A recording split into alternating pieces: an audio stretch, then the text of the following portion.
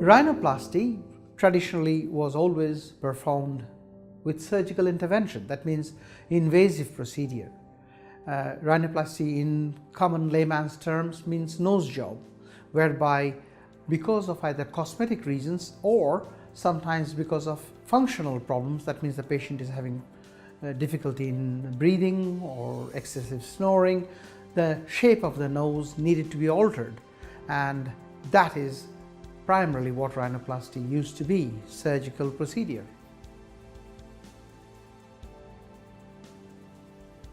Rhinoplasty has always been performed with surgical intervention.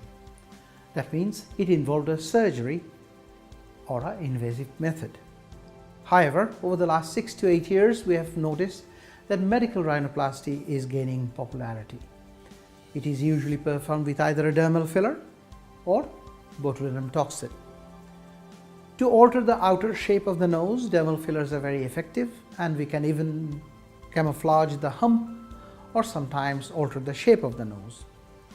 With botulinum toxin, we can reduce the nasal flare, and often people who have got a depressed nasal tip, we can alter the depressed tip so that it looks slightly elevated.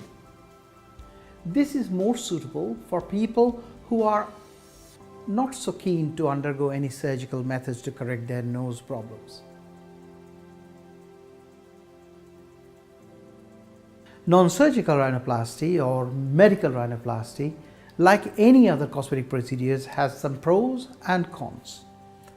As doctors and nurses, we need to be acutely aware of that to protect our patients.